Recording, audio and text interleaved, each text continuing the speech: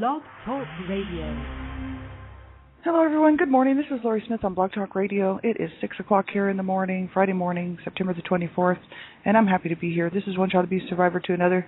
We're on for 30 minutes. It's a live internet streaming radio broadcast from blogtalkradio.com. And the chat room is open if anybody would like to sit in there. And I'd like to continue talking about the shame-rage connection from a website that I found called www.angerresources.com with one R, Anger Resources, ANGEROURCES.com.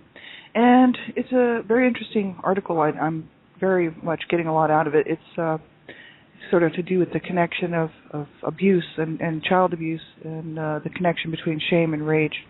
So that's what we'll look at this morning. I'm not a professional counselor or therapist. I don't hold any certificates in that area. I'm just a private citizen paying to do my blog talk shows because I want to be one more voice. And I know there's so many survivors out there, of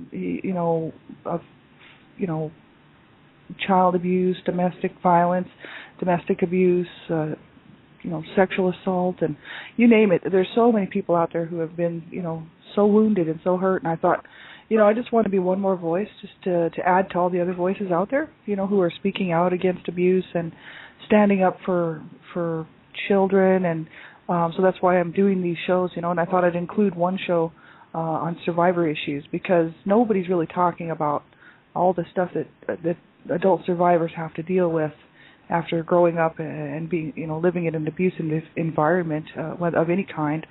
So it just seemed to me to be the right thing to do. But I'm not a counselor or therapist, so you have to listen at your own discretion. I'm just basically bringing out information that I find very helpful, and I thought, hey, I'm getting a lot out of this, so I'll just pass it on to other people, and of course I can throw in my own stuff, and hopefully it's helping others just to realize that there is help, there is hope, and that we do have to reach out. A lot of times people will not realize that we've been, that we've lived through child abuse, and so it's not like we have a sign on our back all the time that says, hey, I was abused as a child, and a lot of times people just don't know. They wouldn't know unless we told them what kind of a childhood we had and how we grew up. And so, a lot of times people won't reach out to us. So as survivors, we really have to be the ones to reach out first, And as soon as I realized that pretty much about a year ago, and I started to reach out and really reach out to people, and I couldn't believe how many hands came back to me to say, you can do it, and you just hang in there and hold on, and you can do this. We can walk this journey together. So I've met a large amount of amazing people who really I consider to be my family, and I just love them all so much. I have so much support from so many people who are survivors and who have been there and been through so much worse, you know what I mean? And they are standing strong and they're standing tall, and I just wanted to be another voice to add to theirs, to say, look, we can do this. We deserve a better life. We deserve to heal and to move forward, and at our own pace, and to to really have a good life, the life that we deserved, right? So that's why I'm doing these shows. So you have to listen at your own discretion. The topics of abuse are very sensitive, and so it can trigger people. So if you're a survivor and you're listening to my shows, make sure that you're in a safe enough place to actually listen to them, and that you're feeling, comfortable enough that you would not hurt yourself or someone else, and so that you wouldn't trigger and then go backwards in your healing. That's the whole thing, right? So you have to know where you're at in your healing journey and be very, very careful about what you're listening to, so you don't, so it doesn't trigger you. And if you're a young person under the age of 18, I just ask that you have someone listen to the show with you, really to have permission to listen to my shows. I have a lot of adult material on my shows. Ultimately, it's about stopping child abuse, but, abuse is not talked about a whole lot. And so it's very sensitive material, and it depends on how young the person is. If they've heard a whole lot about it, they may have not heard a whole lot about abuse. It's not talked about that much in mainstream society. And so, you want to have permission if you're under the age of 18 to listen to my shows. I'm the Canada Regional Director for Dreamcatchers for Abused Children, and really we're fighting to protect children, fighting to stand up for children's lives and children's rights, and to protect children, right? So you have to be very careful what you're doing online, and make sure that you let an adult know sort of what you're doing, so you can, together you can work to keep yourself safe, right? It's so important. So if you have a parent or caregiver that really cares about what you're doing, or a teacher, counselor, at school, someone who you trust and has proven themselves trustworthy, maybe they could tune into a show with you and see if it's something that you should be listening to, right? So we'll get right into this topic here this morning, the shame-rage connection, and this is from angerresources.com, www.angerresources.com/shame-rage.htm. And we left off about halfway through this article here, talking about this all week. This is Dave Decker. I'll just give you a little bit of a rundown on who Dave Decker is. On his page here, he does talk about himself, and there's another gentleman who is helping, I guess, to kind of, they work together to create this website. Mike, I don't want to mispronounce his name. Dave Decker is a licensed psychologist, and Mike Obsatz, Obsatz, he's received an honorary degree from Macalester College in St. Paul, Minnesota, and he's earned a BA in psychology and PhD in education psychology and whatnot. So these two gentlemen created this website. It's called Anger Resources. So all kinds of stuff on here about how to, about anger and anger management, right? It's for people who have a lot of, maybe a hard time with the anger and rage, like road rage. Even just people who have road rage would get something out of this website. And I just wanted to look at the connection that they've noted between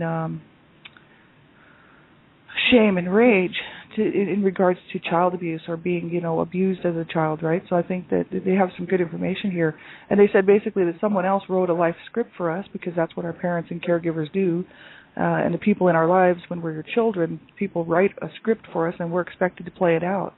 And so that's what they were talking about. And they said that, this script has a no escape clause. We're expected to just play the part, play the role. And, if we grew up, hurt and abused and whatnot, we just continue to live this script even after the other producers and directors of the script, which would be the parents or caregivers or whoever the abuser was, is out of our lives. We're still continuing a lot of times as survivors to live this script, this life script that was given to us, right? And so that's why they've sort of associated with that and sort of put that in as a way to look at it, right? But we can change that life script, and that's what I like about that. We don't have to live that life script, and I think this is so cool. When I saw this website, I was like, I have to check this out, because this is really important to me, because I had a lot of rage and internal rage, and it was literally killing me.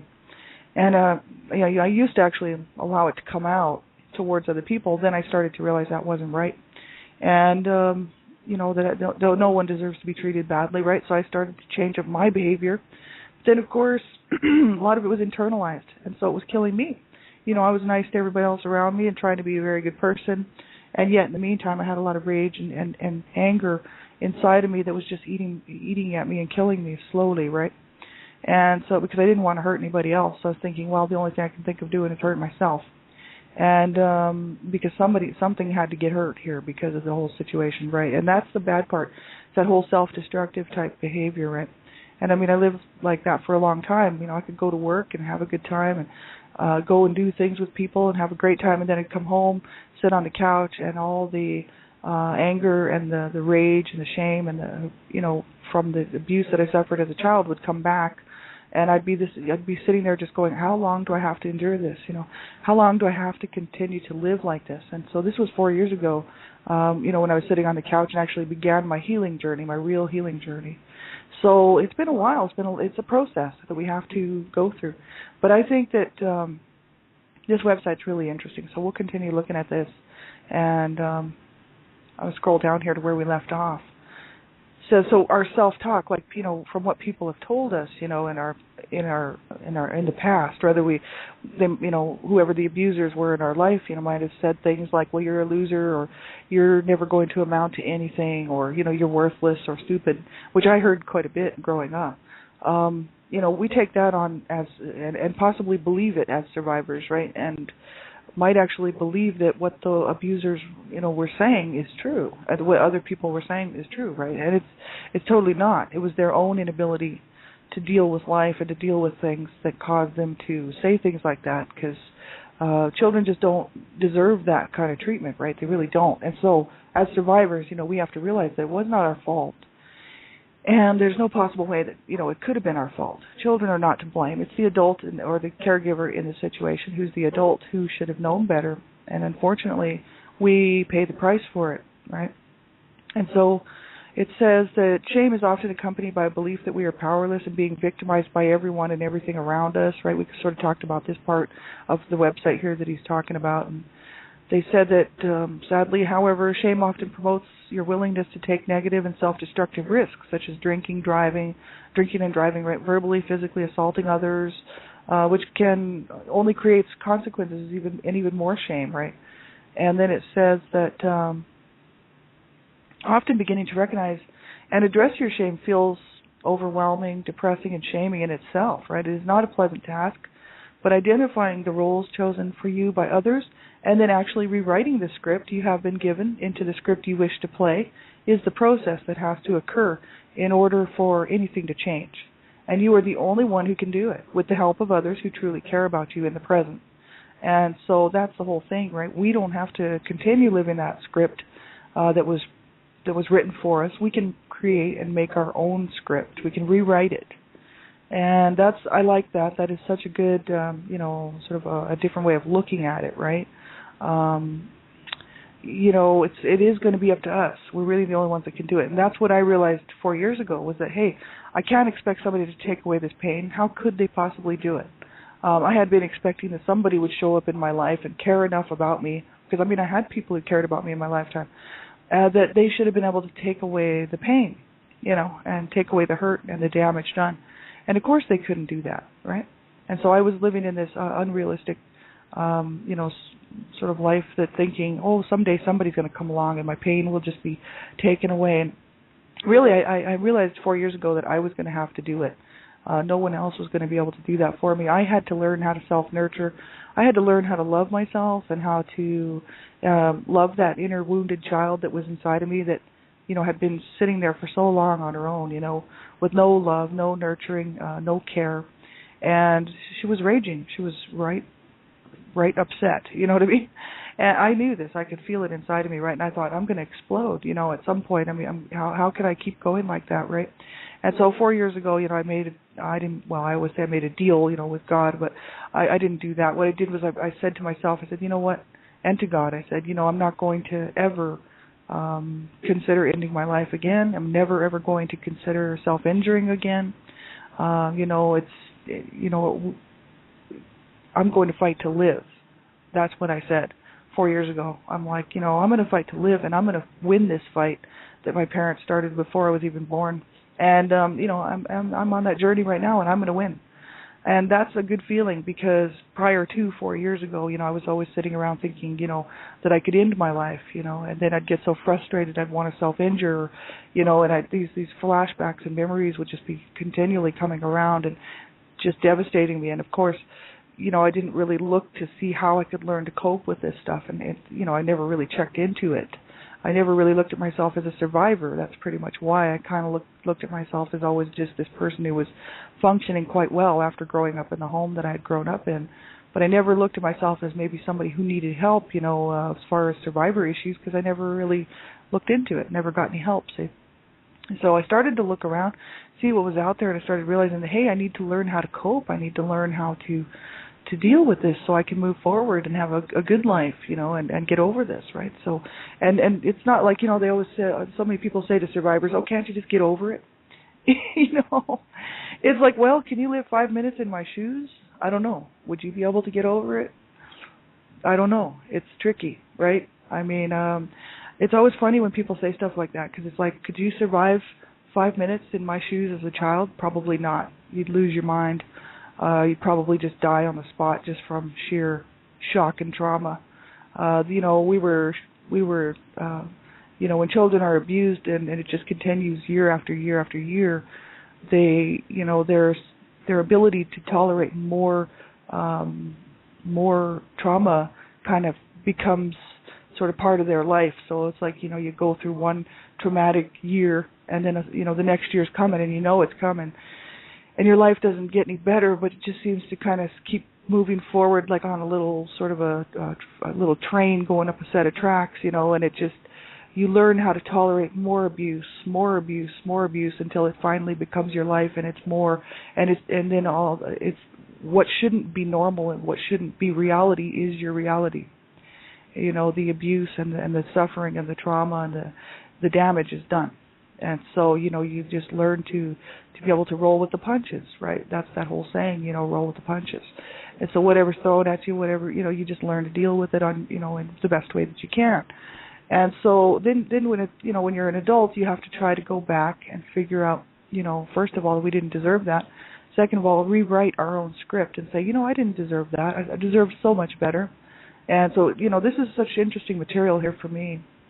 It really is. So it says, as you understand more about what shame is and how it may be affecting you, start to know and embrace the characters and roles that have kept you stuck in your life up to this point. It says, if explosive anger is an issue for you, do not deny it. If you deny that you are an angry person when in fact you are, the anger takes on a life of its own, and it controls you rather than you making the necessary decisions to remain in control of it. So I guess we're not supposed to deny that we have anger or that we are an angry person, right? And I definitely don't. I knew I was angry and I knew I was raging. I sort of always acknowledge that part of me, you know what I mean? And I know that I'm still angry, you know what I mean? There's still parts of me that are very angry, right? And I'm just learning how to deal with it, right? So this is the thing, without hurting other people or myself. And it says, work hard to accept anger as part of who you are and have been, and set out to change the messages you still carry that created this script and keep it alive within you, right? So it says we have to work hard to accept the anger, and then we have to work to change the messages that we're still carrying on the inside of us, right? These messages that were given to us as children when we were being abused, right, or whoever was doing the abusing, right? Trying to, tell us that we were worthless or no good or it was our fault or all this stuff, right? We have to learn how to change those messages. And it says you may feel frightened and overwhelmed as you begin to uncover how you have been shamed and how it has contributed to the disrespectful anger you have too often directed at others. But this journey is worth the pain. And so that's where we have to realize, like, looking back at this stuff is very, very scary sometimes, you know what I mean? And if you haven't done a whole lot of it, then you want to be very careful doing that. And, there's a lot of support out there for people who are just starting out on their healing journeys and people who haven't yet really confronted the abuse and haven't really sat down and thought, okay, this is what happened, this is who did what, and actually taken a look at it. You want to be very careful doing that. And make sure you have some support, right? Because you can be on your own, and you never know when these emotions might just become too much, And it's scary. I know for a fact, that once I started to actually sit down and look at the whole picture, because I had always been looking at the picture, because I didn't like what had happened to my brothers mainly. Wasn't even so concerned about what happened to me, even though I had a lot of flashbacks and whatnot. What was really bothering me was the fact that my two brothers were gone, and one committed suicide at the age of 33, and the other one killed himself, really, basically with pills. He had been taking so many pills for so long. At the age of 43, he finally died of an overdose. And so he was really just killing himself in a slow death, right? It took him a long time, but he finally made it.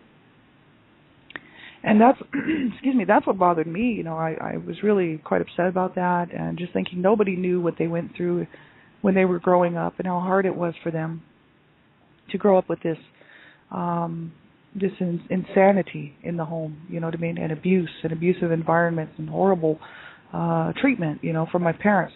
And I thought, that's what was really bothering me. And the fact that, nobody cared about them, one of my brothers did try to help both of them out, and he did his best, he really tried, and they would not try to help themselves, right? So he couldn't do much for them, and, they really needed help. They needed to be put away, and they needed some serious psychiatric treatment. And, to get over this stuff, right? It's just sad that they didn't reach out and take advantage of that. Both of them could have, because they were both, in prison at different points and in their lives, and had to go to treatment and whatnot for drug addictions and whatnot. And they both could have at that time, probably. I wish that they could have reached out and got some help. But they couldn't do it, for whatever reason. And so they're gone. And that always stayed with me and bothered me. But, I started to look back at what had happened, and about, last October, so about a year ago, I started writing a blog. It was a public-facing blog, and it's called Not So Fond Memories Growing Up in an Abusive Home. And I started writing this after work. I'd come home from work and sit down and just write one chapter, talking about what was going on in my life, starting from a certain point. And that blog became a book because Donna Shear and Sandra Potter from Dreamcatchers for Abused Children saw it, and I was volunteering with them, and they saw my blog and they said, "Man, this should be a book. You really need to have that out. It's really good for other survivors, to see this, and other people to know what it's like to be abused as a child, who haven't been abused could get a lot out of it too." So it's called Life of Death, the Redemption. That's what we called it. And so that book, that's what happened. I started looking at the abuse. So, I was perfectly okay to do it at that time, and I knew I needed to. I needed to actually write it, get it out, and I wanted it to be public because I wanted people to know what happened to my two brothers and to my family, right? And so it was important for me to do that. I couldn't see going to my grave with no one knowing the truth of what happened in our family, except for a few people who were never going to ever say anything about it, right? And it just bothered me that no one was going to speak out about this, and we were all going to go to our graves with this horror story, this horror film. It's just like one of those sick, sad, twisted horror films that people pay, $12 to go see, except for minus the chainsaw, you know what I mean? But you add all the other psychological evil elements, and that was my home. And so, it was twisted, very twisted. So, I basically, it was very helpful for me to write this out and get this out. And in doing so, it allowed me to really work on my healing. But you have to be careful when you're doing that. So when we're going to rewrite our script and take a look at the abuse that we've suffered and what happened to cause this anger and this shame and rage within us, we do have to be very careful, and you want to make sure that you're in a safe enough place before you start doing that work, right? So whether you go get a counselor, a therapist, or group support, or if you have a good friend who's supporting you along the journey to be there with you, it's important. You never know what kind of emotions are going to come out because of looking back at certain parts of your life where it was just so hard. The pain was just so hard to endure as a child, right? You want to be very, very careful what you're doing because you never know just what type of emotions could come out from that, right? Because if you haven't dealt with it before, it's a new territory, right? It's a new thing, and it's just hard to say what people will go through when they're looking back and remembering the abuse that they suffered, right? It's very, very hard. It's unless you're willing to just to make a sort of a deal with yourself that you would not self-injure, or hurt somebody else, and that you would get help, right? You do have to be very, very careful. Excuse me, my voice is terrible here this morning. So it says, take a look below at some examples of life scripts that angry people play out in their lives. And it says, you may recognize yourself in these, or you might see others you know in them, even if they do not seem to fit. Think about the script that you may be playing and try to identify very specifically how it has affected your life. And it says, here's one of the scripts, is the good little girls or boys, right, who reacted to the shaming by seeking to please and placate others. They get resentful when no one seems to appreciate and value everything they are trying so hard to do. Then there's the arrogant rebels who reacted to the shaming by flaunting authority and seething about the way things are. They spew venom on others and act out in self-destructive and hurtful ways whenever they perceive that someone is trying to tell them what to do. The rebels, right? The hardworking and successful superachievers who reacted to the shaming by accomplishing as much as is humanly possible to try to feel better about themselves.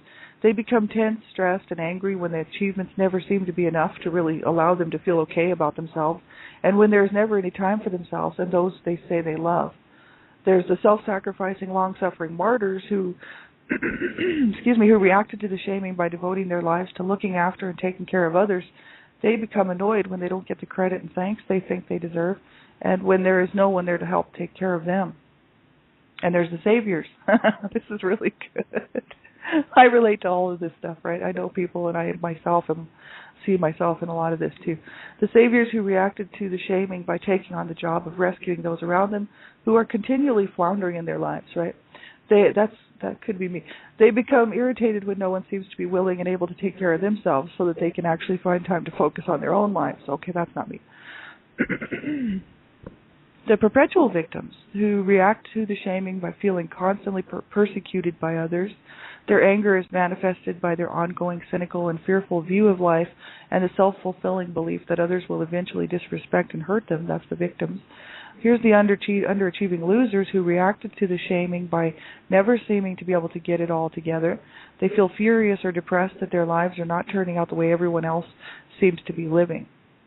And the clowns who reacted to the shaming with laughter that hides the emotional pain of living day to day. Their anger develops when their humor starts to drift into sarcasm and hostility. Distances even those who want to be close to them and no longer effectively shields them from the pain. So that's very interesting. I recognize a lot of myself in a lot of these parts, and a lot of other people that I know, that I've known, especially in my family, because I know them. You know your family quite well, right? So I sort of see some of my family members as being kind of like this, and also myself, right?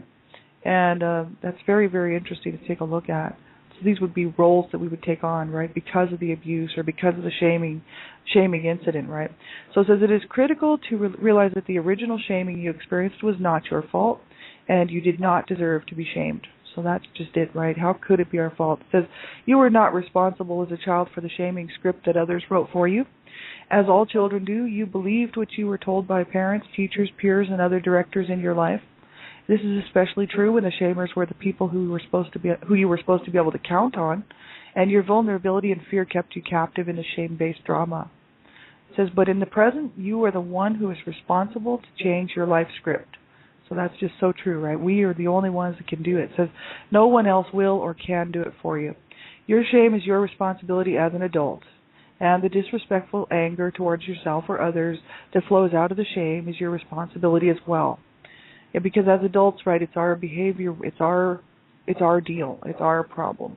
As children, we were forced to endure whatever it was we were enduring, just because we had to. But as adults, when we choose to live a certain way, we are choosing to do so. Because as adults, we have, we are really the only ones who can be capable of doing this type of work to help ourselves, right?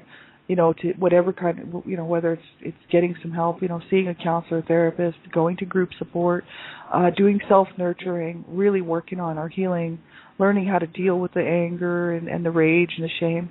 It says, at present, we are the ones who are responsible to change our life script. And that's so true. No one else can live our lives for us. That's what I kept thinking, is that someday somebody could come along and they would just make it all better, and they couldn't do it. And I have a very awesome, supportive sweetheart who, we're still together. We've been together 15 years. He's terminally ill. But, the thing is he is still there for me, and he's still very, very supportive. He does not, baby me or anything like that. He doesn't treat me like a little baby. What he does is he shows me a lot of respect and a lot of care. And, he lets me live my life the way that I need to live it, so that I can heal and so I'm going through this journey. He's also on his own journey. He's still terminally ill, But I have support in my life, but I could not expect that these people would be able to take away my pain. But see, when I was growing up, that's what I used to wish, that God would take away my pain, or somebody, right? And so when I was a child, right? And then you grow up to be an adult and you're still thinking the same thing. And actually, we are responsible to get ourselves some help, right? As survivors. So we have about a minute left, so we'll continue this Monday morning. And you can go here and check this out yourself. I would. It's really awesome. The whole website's great. www.angerresources.com, ANGERESOURCES.com, www.angerresources.com. Yeah, you can go and check the rest of this out. This is just awesome information. And we've got a minute left. Thanks, everybody, for tuning in, and appreciate you listening to my shows. I'll be back on tonight with Dreamcatchers Talk Radio here on Blog Talk Radio, as well as my own show after that. And the weekend, you can check my show page. I'll be around. If you need something, get a hold of me on Blog Talk Radio or Facebook and whatnot. I'll be around part of the weekend. And otherwise, just keep reaching out. Keep looking for that hope, right? Keep that hope alive. You have to.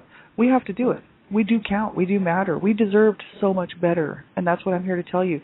we did not deserve that abuse, right? So we have to reach out and we have to get help, right? Whatever way it is. Call a crisis line if you have to. If you don't have anybody to talk to and you can't cope, you call a crisis line. You know, you make sure that you stay here and stick around, right? And that you deserve so much better and get some help, right? Reach out, keep reaching out, right? So we'll talk to you guys soon. Take care of yourselves. I'll keep you in my heart till next time. Bye-bye.